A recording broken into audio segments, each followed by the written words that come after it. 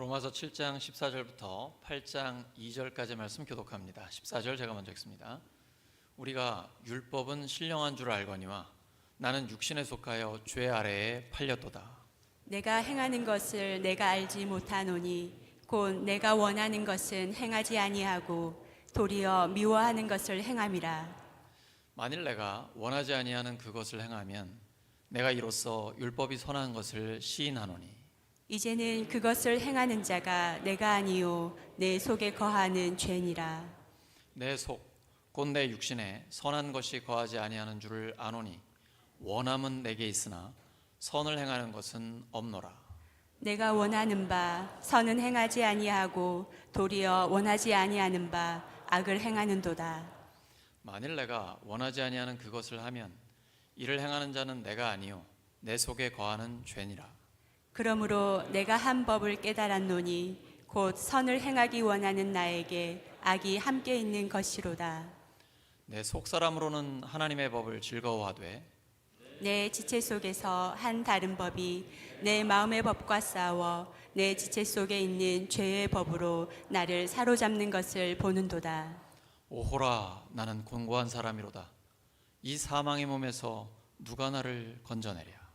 우리 주 예수 그리스도로 말미암아 하나님께 감사하리로다. 그런즉 내 자신이 마음으로는 하나님의 법을 육신으로는 죄의 법을 섬기노라. 그러므로 이제 그리스도 예수 안에 있는 자에게는 결코 정죄함이 없나니 이는 그리스도 예수 안에 있는 생명의 성령의 법이 죄와 사망의 법에서 너를 해방하였음이라. 아멘. 로마서 12번째 시간 그리스도인의 실존, 그리스도인의 실존이라는 제목으로 하나님의 말씀 전하겠습니다. 사도 바울이 교회의 대표지요. 명색이 2000년 교회 역사의 최고의 크리스찬 사도 바울입니다. 근데 오늘 우리가 읽은 내용이 바울의 고백이라는 게 믿어지십니까? 영적인 전쟁에서 져가지고 죄에게 끌려가 나는 비참한 존재다 이런 고백 말입니다. 이게 정말 예수님을 믿고 거듭난 사람 하나님의 자녀의 고백이 맞나요? 그래가지고 지난 2000년 동안 수많은 신학자들이 논쟁에 논쟁을 거듭하고 있습니다. 이건 예수님 믿기 전에 자기 고백이다. 아니다. 예수님 믿은 사람의 실존을 고백하는 것이다. 저는 설교자로서 제 신학적 입장을 명확하게 말씀드리겠습니다. 저는 후자의 입장에서 오늘 성경을 해석합니다. 예수님 믿는 사람, 거듭났고 하나님의 자녀가 됐지만 우리 안에 이 갈등이 있는 것이 사실 아닙니까? 아니에요? 믿음이 좋은 사람은 전혀 갈등이 없습니까? 하나님의 능력을 경험한 사람, 하나님의 영광을 체험한 사람은 우리 안에 내적인 전쟁이 없습니까? 아무 갈등이 없다.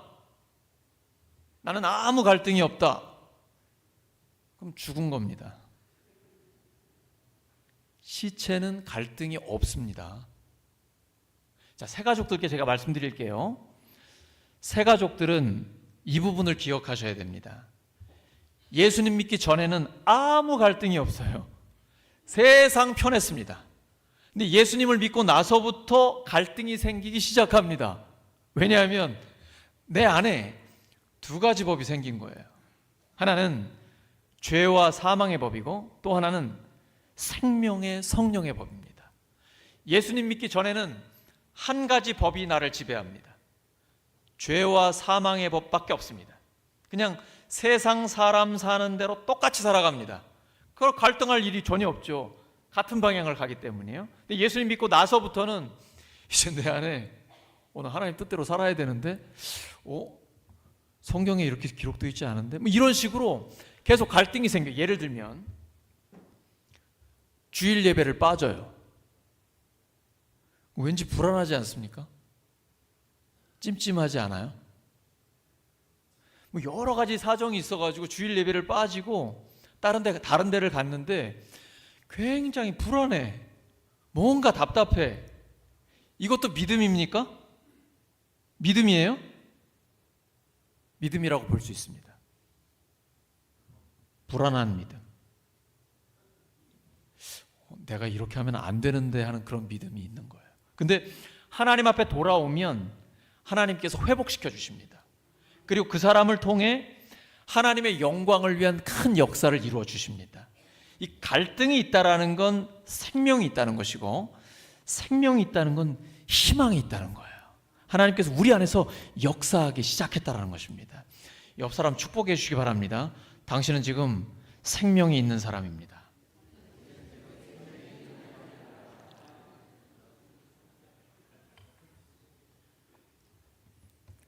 아무리 믿음 좋은 사람도 갈등하면서 살아갑니다.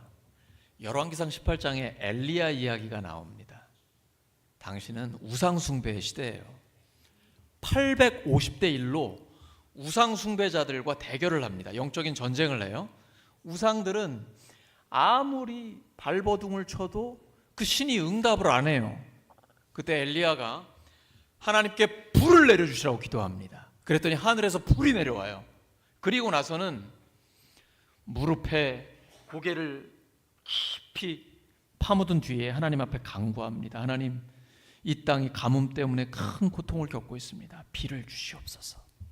이제 게하시에게 7번이라도 가보라고 그래요. 근데 6번을 가도 소용이 없어요. 근데 7번째 가니까 손바닥만한 구름이 보이는 거예요.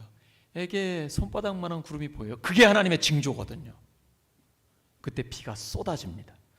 엘리야가 850대 1로 맞짱을 떴는데 영적인 전쟁에서 승리했습니다.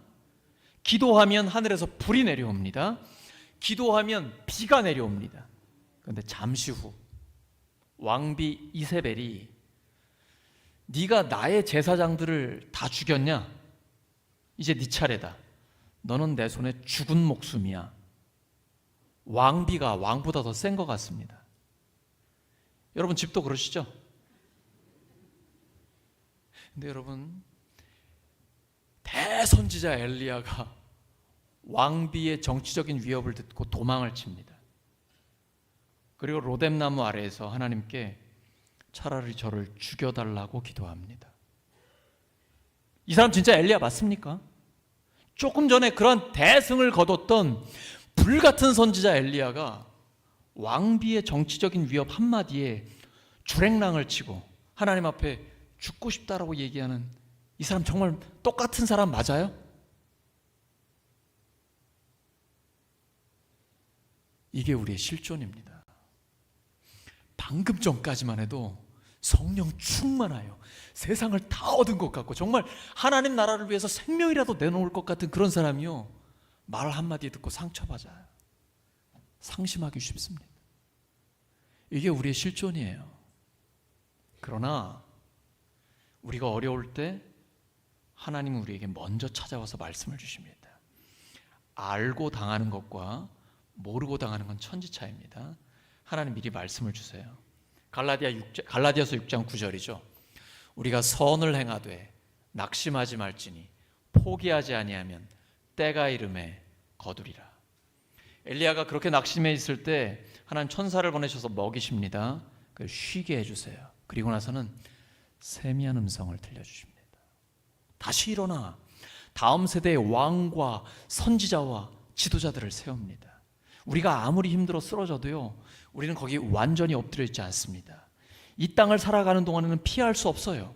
육신을 가지고 있는 우리는 모두 다 이러한 갈등과 좌절 속에 넘어질 수가 있습니다. 하지만 거기 오래 있지 않아요. 바로 일어섭니다. 하나님이 우리를 일으켜 세워주시기 때문이에요. 너무나 유명한 말씀이죠. 로마서 7장 24절. 오호라, 나는 곤고한 사람이로다. 누가 이 사망의 몸에서 나를 건져내랴. 로마서가 기록된 당시에는 가장 잔인한 사형 제도가 있었습니다. 사형수를 송장과 묶어놓는 거예요. 끔찍하지 않습니까? 시체와 한 몸으로 묶어놔요. 헤어나올 수가 없어요.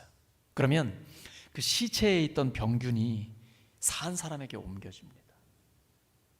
그리고 결국 죽게 되는 거예요. 이게 보통 한 달, 2달 정도 걸린다고 그래요. 얼마나 잔인해요. 바울은 지금 이 생각을, 이 사형 제도를 염두에 두고 이 고백을 하는 겁니다. 누가 이 죽음의 몸에서, 누가 이 사형당한 몸에서 나를 건져내랴. 난 정말 마음으로는 하나님의 법을 즐거워하고 하나님의 뜻을 행하고 싶은데 내 몸에는 또 다른 법이 있다. 죄로 끌려가는 나를 보는 거예요. 나는 비참한 사람이다. 누가 이 죽음의 몸에서 나를 건져내랴. 근데 바로 그 다음 25절에 예수 그리스도로 말미암아 나를 건져주신 하나님께 감사합니다. 이거 어떻게 된 거예요? 180도 바뀌어요. 갑자기 급변합니다. 조금 전까지만 해도 난 마음은 원인데 실제로는 하나님의 뜻을 행하지 못하고 있습니다. 나는 정말 비참합니다. 탄식하고 있었어요. 근데 바로 일어나서 하나님께 감사합니다 라고 고백해요. 이렇게 울다가 웃으면 여기에는 깊은 하나님의 뜻이 있습니다. 예수님 믿는 사람 실제로 갈등이 있고 탄식이 있습니다. 탄식이 없으면 둘 중에 하나예요. 믿음이 아예 없거나 아니면 병들어 있는 거예요. 그러니까 세상과 똑같은 길을 갖고 있으면 아무 갈등이나 탄식이 없어요. 예수 믿는 사람은 하나님의 뜻대로 살고 싶은데 그러지 못하잖아요. 솔직히 못할 때가 있잖아요. 그러니까 그런 나를 보면서 탄식하는 거예요. 그럼 사도 바울이 로마서를 기록할 때가 예수님 믿고 상당히 오랜 기간이 지난 뒤에요. 점점 더 죄를 많이 지어서 그랬을까요? 바울은 내가 사도들 중에 가장 작은 자입니다. 그런가 하면 성도들 중에 가장 작은 자보다 더 작은 자입니다. 이러기도 하고 또 하나는 죄인 중에 괴수라고 얘기합니다. 그럼 바울이 예수님 믿고 신앙생활하면 할수록 점점 더 죄를 많이 짓기 때문에 이런 고백을 하는 겁니까? 아니에요. 하나님 앞에 가까이 가면 갈수록 나의 죄가 드러나기 때문에 그래요. 우리가 거울을 멀리서 보면 되게 멋있어 보입니다. 제가 지금 화면에 굉장히 깨끗하고 멋있어 보이잖아요. 이게 조명빨이에요. 거울 가까이 보면 잡티가 다 보입니다. 하나님 앞에 가까이 가면요, 나의 죄가 드러나요.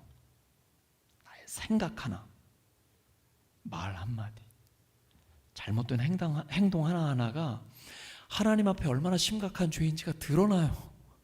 그래서 이사야가 하나님을 보았을 때, 그러니까 하나님의 영광을 보았을 때 저 같으면 진짜 엄청 좋아서 기뻐 뛸 것 같아요. 근데 이사야의 고백이 뭐예요? 6장에 화로다 나야 망하게 되었도다. 난 부정한 입술이 부정한 자인데 하나님을 보았다 라고 고백합니다. 하나님을 보면, 하나님의 영광을 체험하면 이런 고백을 하게 돼요. 왜냐하면 내 죄가 작은 것까지 다 드러나기 때문에 그렇습니다. 이게 정상이에요. 그러나 이 탄식의 자리에 오래 머물면 안 됩니다. 예수님을 믿는 하나님의 자녀는 나는 비참한 사람이다. 이 죽음의 몸에서 나를 누가 건져내랴? 거기까지만 하시는 거예요. 그리고 바로 일어나서 예수님을 바라봐야 돼요. 나를 보면 탄식이 나올 수밖에 없지만 예수님을 보면 다시 희망이 솟아납니다. 비록 조금 전까지만 해도 비참하고 힘들다 할지라도 예수님을 바라보면 기쁨이 넘치는 것, 이것이 하나님의 자녀의 삶인 것입니다. 그래서 탄식의 자리에는 절대로 오래 머물면 안 됩니다. 바로 털고 일어나 하나님의 영광을 바라봐야 됩니다. 믿음의 주에 온전케 하시는 이는 예수님을 바라보아야 합니다. 오늘 바울이 바로 그 고백을 우리에게 하고 있는 것입니다. 바울 속에는 하나님의 뜻대로 순종하지 못하는 갈등과 다툼이 있어요. 솔직한 고백을 합니다. 우리는 이것과의 싸움을 하고 있는 것입니다. 이 싸움에서 이기려면 내 안에 죄와 사망의 법, 생명과 성령의 법이 있다는 것을 인식해야 합니다. 나의 실존을 명확하게 깨달아야 합니다. 그럼에도 불구하고 예수 그리스도의 구원을 믿고 나아가야 합니다. 왜냐하면 예수님은 우리가 받을 죄의 형벌을 대신 받아주셨습니다. 그리고 예수님 믿는 우리를 죄의 형벌, 지옥의 형벌로부터 구원해 주셨습니다. 이제 더 이상 우리는 형벌의 대상, 저주의 대상이 아닙니다. 이제 우리는 하나님의 사랑의 대상입니다. 그래서 우리 안에 갈등이 있지만 예수님의 십자가와 부활로 우리에게 완전한 승리를 주셨다는 것을 믿고 나아가는 것입니다. 우리는 영적인 전쟁에서 승리할 수 있습니다. 때로는 넘어질 때도 있지만 우리는 반드시 승리하며 최후 승리는 우리 것입니다. 하나님은 모든 것을 합력하여 선을 이루어 주십니다. 예수님 믿는 자에게는 반드시 해피엔딩입니다. 우리는 끝을 아는 사람입니다. 지금은 그 치료의 과정 중에 있는 것입니다. 여러분 기억하십시오. 잊지 마세요. 지금 아무리 힘들어도 우리는 지금 치료의 과정 중에 있는 것입니다. 이 과정 중에 있다는 것을 반드시 기억하시고 우리의 끝에는 하나님이 승리를 주신다는 것을 믿고 나아가시기 바랍니다. 주님은 다 이루었다라고 말씀하셨습니다. 최후 승리는 우리 것입니다. 하나님 앞에 설 때에 우리는 승리자로서 하나님의 영광 앞에 서게 될 것입니다. 우리는 그래서 어떤 상황과 환경을 만난다 할지라도 승리편에 서 있다는 것을 기억해야 합니다. 상황과 환경에 굴복하지 마십시오. 세상이 사람들이 뭐라고 말한다 할지라도 하나님의 말씀을 마음에 새기시기 바랍니다. 하나님은 우리가 이미 승리했다라고 말씀하십니다. 이미 승리한 싸움을 싸우고 있는 것입니다. 우리는 승리편에 서 있습니다. 옆 사람 축복해 주시기 바랍니다. 당신은 승리편에 서 있습니다.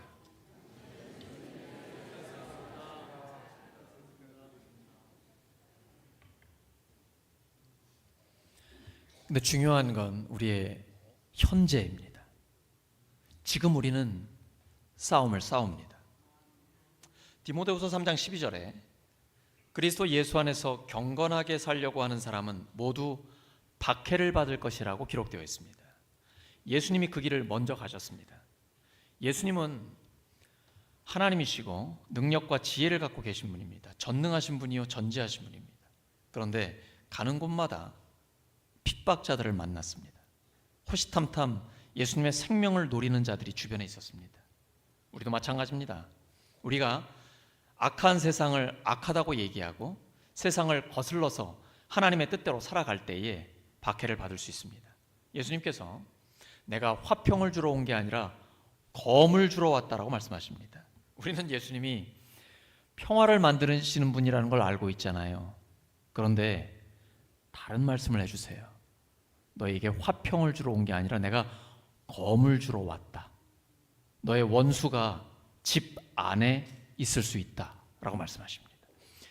가정에 예수님을 믿는 사람과 믿지 않는 사람, 또는 예수님을 믿으면서 하나님의 뜻대로 살려고 하는 사람과 그냥 세상 방법대로 살려고 하는 사람 사이에 갈등과 전쟁이 있을 수 있습니다. 그래서 시어머니와 며느리, 부모 자식, 남편과 아내 간에 불화가 있을 수 있습니다. 이 당연한 것입니다. 그런데 가정의 평화를 지키기 위해 하나님의 뜻을 따르지 않는다. 이건 예수님께 합당하지 않습니다. 자기 십자가를 지고 예수님이 가신 그 길을 걸어가야 되는데 그러지 않는다. 그건 예수님께 합당치 않습니다. 살아보려고 나름대로 가정의 평화를 지키려고 하나님의 뜻을 저버리면 하나님이 함께 하시지 않습니다. 살려고 하면 죽습니다. 예수님을 위해 죽으려고 하면 삽니다. 신앙생활은 역설입니다. 내 한 목숨 지켜보겠다 살려고 하면 오히려 죽습니다. 영적으로 죽어요.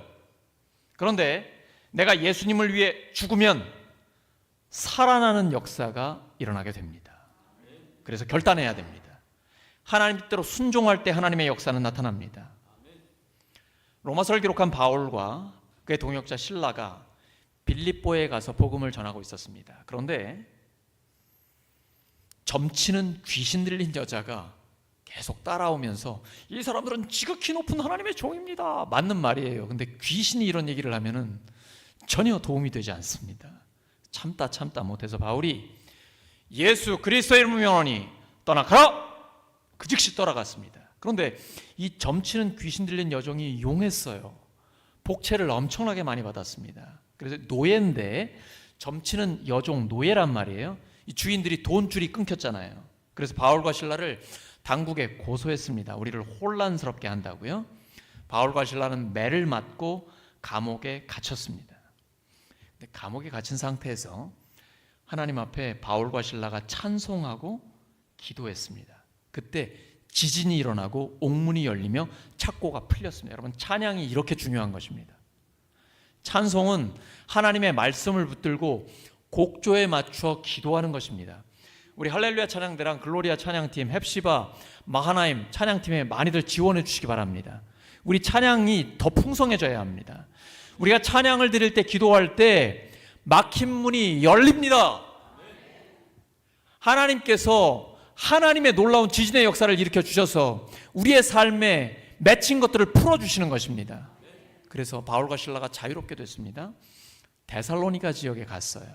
거기에 가서도 하나님의 말씀을 전하고 예수님의 죽으심과 부활의 복음을 선포합니다. 그런데 대적자들이 있어요. 유대인들이 바울과 실라를 잡으려고 합니다. 근데 바울과 실라가 자리를 피해가지고 안 보여요. 그때에 이 대적자들이 바울과 실라, 그리스도인들을 뭐라고 부릅니까? 천하를 어지럽게 하는 자들이라고 합니다. 영어 성경에 보면 They turned the world upside down 이라고 합니다. 세상을 뒤집어 엎는다라고 표현하고 있어요. 예수님을 믿는 사람들이 가는 곳마다 이런 전쟁이 일어났던 겁니다. 세상을 뒤집어 엎는 거예요. 천하를 어지럽게 하는 거예요. 왜요? 하나님의 말씀에 순종하니까. 말씀대로 순종하니까 그런 역사가 나타나는 겁니다. 우리에게도 그런 일이 일어날까요? 일어납니다. 예수님을 믿고 하나님 뜻대로 순종하면 반드시 점점 더 좋아지는 변화의 역사가 나타납니다. 하나님 뜻대로 순종하면 순종하는 현장에 성령의 역사가 나타납니다. 교회, 가정, 목장, 모든 삶의 자리에 말씀대로 순종할 때에 성령께서 변화시키는 역사, 뒤집어지는 역사가 나타나게 합니다. 그래서 좋은 쪽으로 변화됩니다. 반드시 하나님의 능력이 순종하는 자에게 나타나게 되어 있습니다. 우리가 갈등이 있고 다툼이 있을 때에 기억해야 합니다. 싸우지 마시고, 사람과 싸우면 미련한 겁니다. 그리스도인은 사람과 싸우지 않습니다. 오늘 찬양했잖아요. 우리들의 싸울 것은 혈기 아닙니다. 혈기 부리면 지는 겁니다. 오히려 그런 갈등과 다툼이 생길 때에 차분해져야 합니다. 그리고 이건 영적인 전쟁이라는 것을 염두에 두어야 합니다.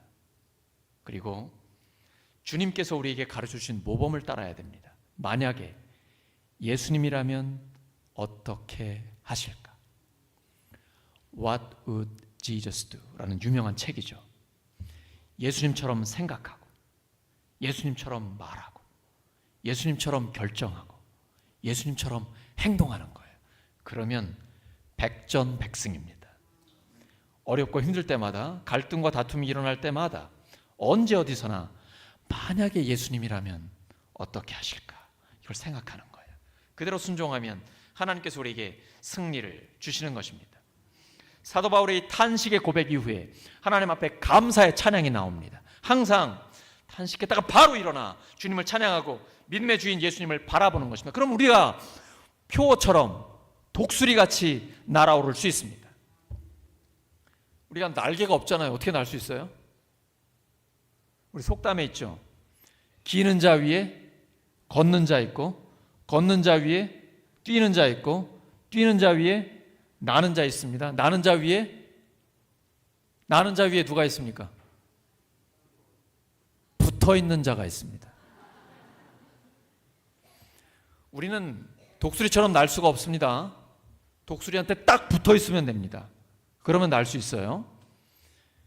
우리는 스스로에게는 힘이 없습니다. 하나님 뜻대로 순종할 수 없어요. 나에게는 선함이 전혀 없어요. 그런데 선하신 예수님께 붙어 있으면 주님과 함께 자유롭게 날 수 있습니다. 예수님께서 이렇게 말씀하시죠.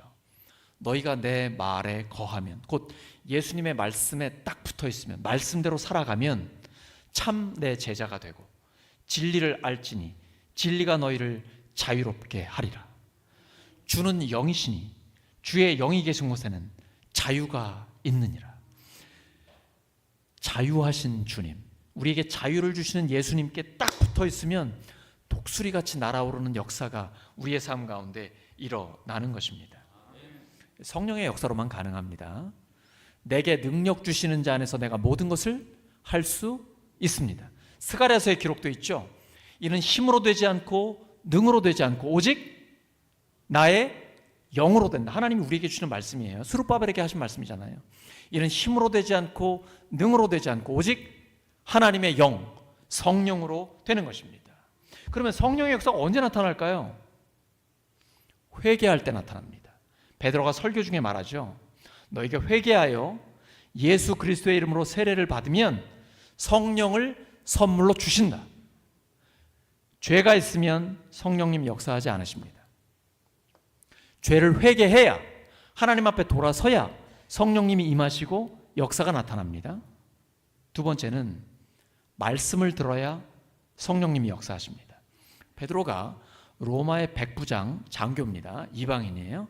사실은 유대인이 이방인과 상종을 안 하는데 하나님 말씀하셔가지고 순종해서 갔습니다. 그래서 예수님의 죽으심과 부활의 복음을 고넬료 그 백부장의 집안 가족들에게 이야기를 전했습니다. 하나님의 말씀을 전했어요. 그랬더니 말씀을 듣는 모든 사람들에게 성령님이 임하셨습니다.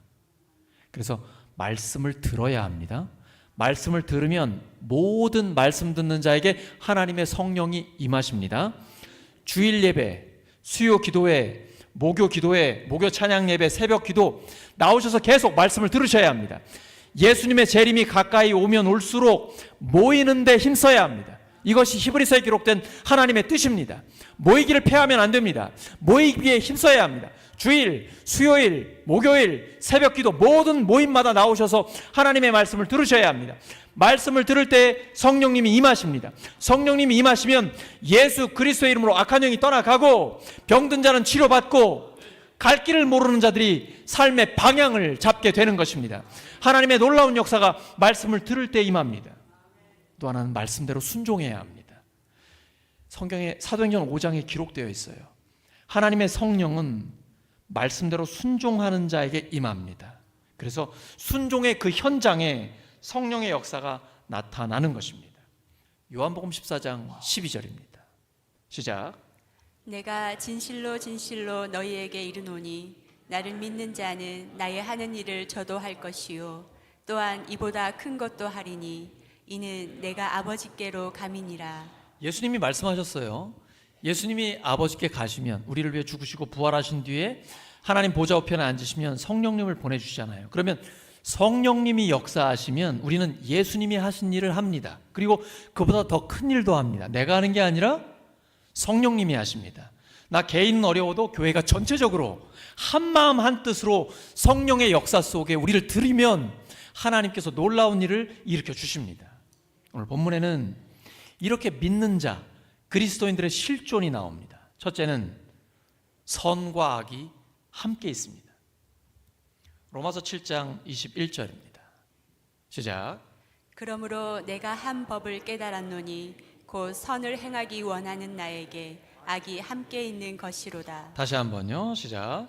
그러므로 내가 한 법을 깨달았노니 곧 선을 행하기 원하는 나에게 악이 함께 있는 것이로다. 정직한 고백이죠. 성경은 과장하지 않습니다. 그리고 사람을 영으로 만들지 않아요. 바울은 나는 사도라고 불릴 자격이 없다라고 얘기해요. 왜냐하면 교회를 핍박했던 자이기 때문에. 그런 자를 불러 2000년 교회 역사의 최고의 그리스도인으로 하나님이 만들어 주셨습니다. 불가능한 일은 없습니다. 하나님께는 모든 일이 가능합니다. 하나님은 어떤 사람이라도 변화시켜서 하나님의 놀라운 사람으로 사용하실 수 있습니다. 근데 우리의 실존은 선과 악이 우리 안에 함께 있습니다. 곧 나의 능력으로는 하나님의 일을 감당할 수 없습니다. 하지만 우리 안에 계신 성령님께서 우리에게 모든 것을 가르치시고 모든 진리 가운데로 인도하시며 주님 말씀을 생각나게 하십니다. 우리가 죄를 회개하지 않으면 끊임없이 우리 안에 성령님이 탄식하시면서 갈등을 일으키세요. 언제까지? 죄를 회개할 때까지. 근데 회개하면 그때부터 성령님이 역사하시기 시작하십니다. 두 번째는 하나님께서 예수 그리스도를 통해 우리를 건져 주십니다. 로마서 7장 25절입니다. 시작.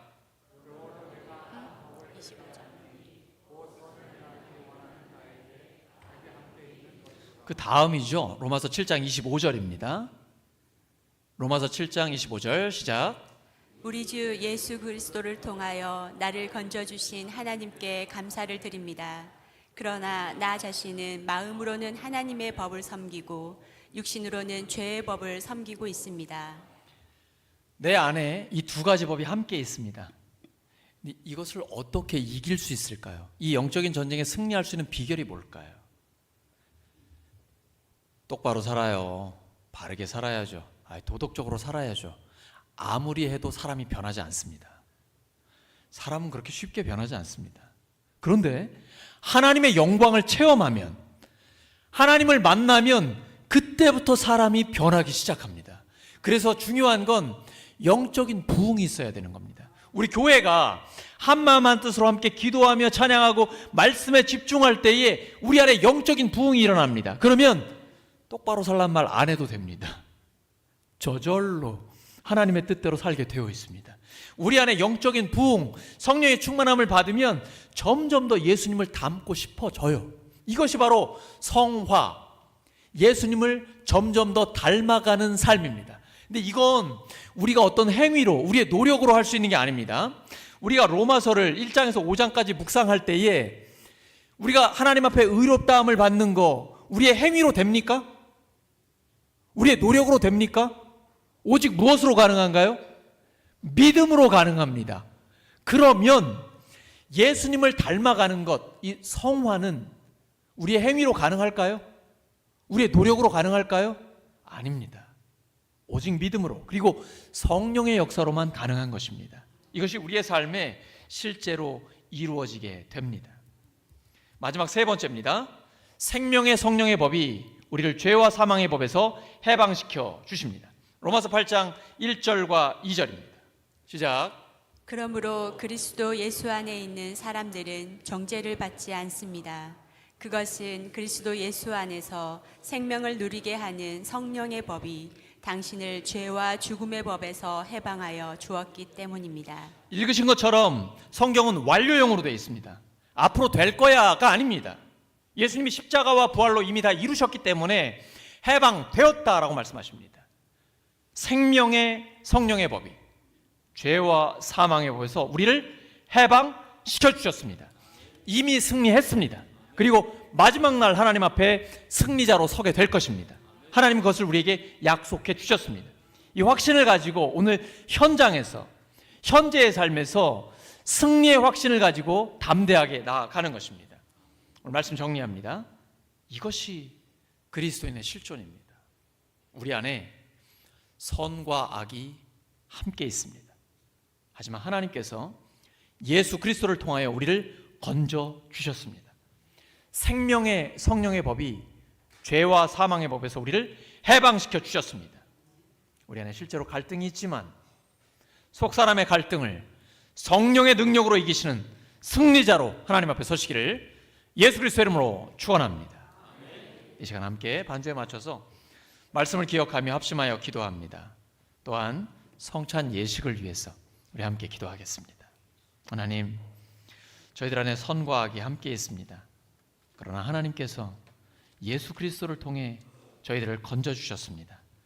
생명의 성령의 법이 죄와 사망의 법에서 저희들을 해방시켜 주셨습니다. 여전히 속사람의 갈등이 있지만 성령의 능력으로 항상 승리하는 저희를 되게 하여 주시옵소서.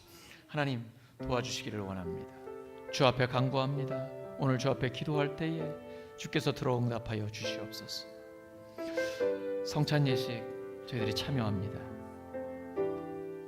성령의 충만함으로 함께하여 주시고 성찬의 의미를 되새겨 주시며 주님 오시는 그날까지 예수님의 죽으심과 부활의 복음을 전하는 제자의 삶을 살게 하여 주시옵소서.